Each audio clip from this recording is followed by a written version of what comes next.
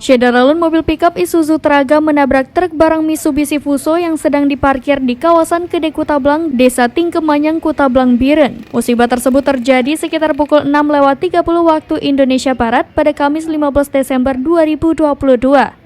Supir Isuzu mengalami patah kaki dan luka ringan. Informasi yang diperoleh serambinews.com, kendaraan yang terlibat tabrakan yaitu Isuzu Traga pickup berwarna putih disopiri oleh Ananda Eka Putra berusia 25 tahun warga desa Singahmulo, Kecamatan Pintu Rimba, Gayo Bener Meriah.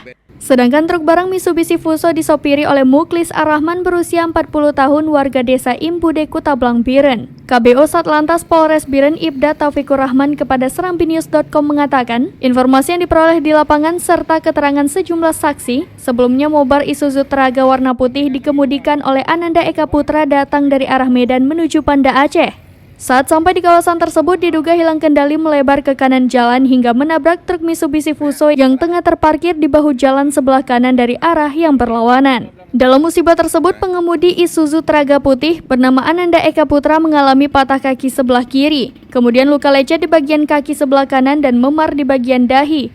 Korban segera dibawa ke Puskesmas Kreng Panjo, Kutablang, kemudian dirujuk ke RSBMC Biren. Kedua kendaraan ini sudah diamankan ke Mapolres Biren untuk penyelidikan lebih lanjut.